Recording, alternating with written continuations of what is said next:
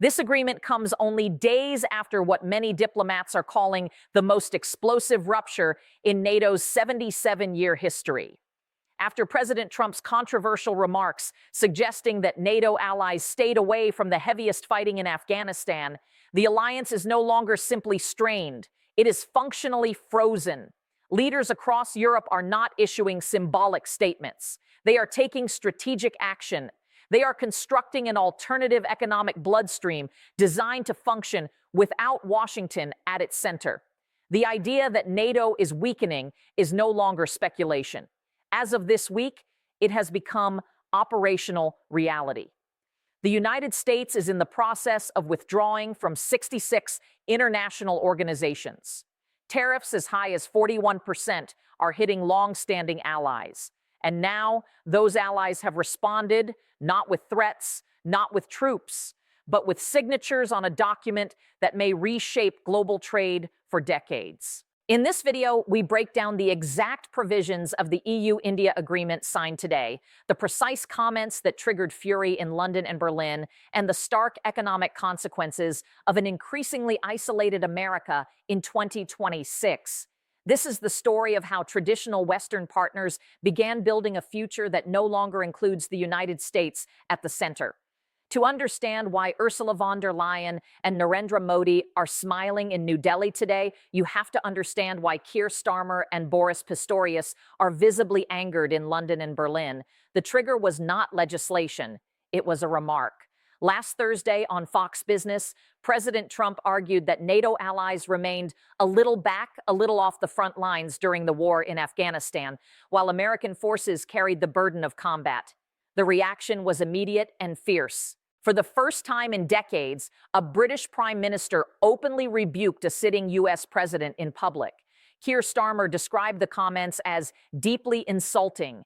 The data explains why. The United Kingdom lost 457 personnel in Afghanistan. Canada lost 158. Germany lost 59. Denmark, proportionally, endured some of the heaviest casualties in the coalition. These troops were not in the rear. They fought in Helmand and Kandahar. They died alongside American Marines. German Defense Minister Boris Pistorius broke protocol by going on national television to demand an apology, calling the comments disrespectful to the fallen and historically inaccurate. This was more than diplomatic irritation. It was a fracture of trust. Article 5 of NATO rests entirely on mutual respect for sacrifice. When the U.S. president appears to minimize that sacrifice, the message received abroad is that the alliance itself is undervalued. Europe's realization was stark. This was not a passing political storm. It was a long-term shift they needed to adapt to, and that realization accelerated everything. Negotiations with India that had moved slowly for 2 decades suddenly became urgent. If transatlantic trade is strained by tariffs and NATO's political unity is uncertain, Europe needed another anchor. They found it in the world's largest democracy. On January 27, 2026, while Washington debated tariff schedules, Brussels and New Delhi finalized what the European Commission called the mother of all trade deals. This is not a minor agreement. It is the creation of a trade corridor spanning over 2 billion people. Under the deal, 96% of EU goods entering India will face 0 or near zero tariffs. For a country known for protectionism, this is historic. Consider automobiles. European cars entering India previously faced tariffs of 110%. Under this agreement, that drops to 10%. For German manufacturers squeezed by U.S. tariffs, this is a lifeline into a rapidly expanding middle class. Wine tariffs that once stood at 150% are slashed. Machinery tariffs of 44% disappear. Pharmaceutical and chemical barriers fall away. In exchange, 99% of Indian exports receive tariff-free access to the EU market. Textiles, leather, jewelry, and manufactured goods that employ millions. The timing is strategic. As Indian exporters face new U.S. tariffs of up to 40%, Europe opens its doors. As European manufacturers face rising barriers in the American market, India becomes accessible. 2 major democracies are hedging against the unpredictability of a third. Von der Leyen stated in New Delhi that this deal proves rules-based cooperation still delivers results.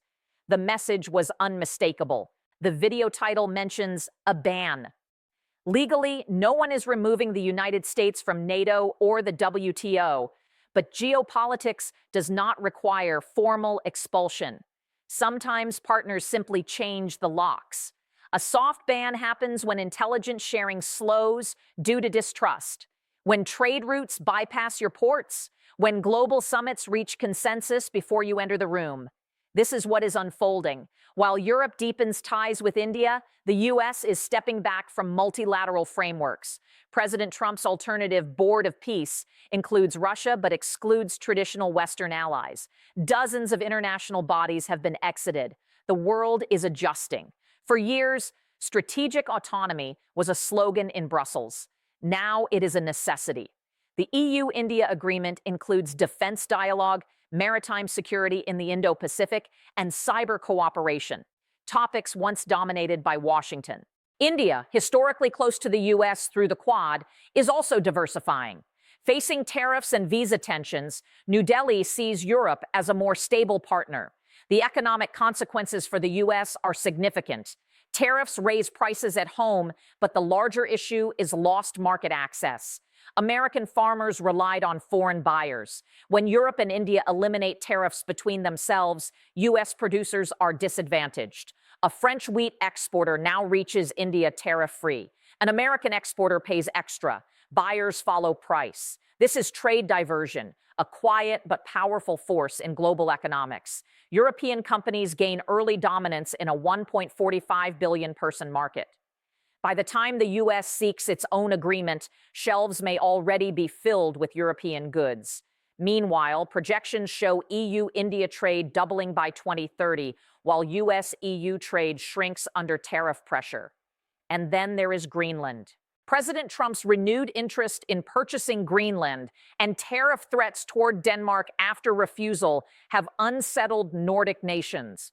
What sounds symbolic is strategically significant in the Arctic, where new shipping routes are emerging. Sweden, Finland, and Norway increasingly look toward EU defense cooperation rather than relying solely on NATO's U.S. leadership. Another step toward distance. Historians may view January 2026 as a turning point when Europe and India formed a partnership that rebalanced global power away from the Atlantic center. America is not expelled. But when allies construct new systems without you, the effect can feel similar. The EU-India agreement is signed. The tariffs are in place. The architecture of a new trade reality is forming. For the first time in generations, the United States may find itself observing, rather than directing, the creation of the next global order. This story is still unfolding. The full impact will take months to measure, and Washington's response may come quickly. The question remains, is this the beginning of a post-American economic era or a negotiation tactic taken to extremes? Time will tell.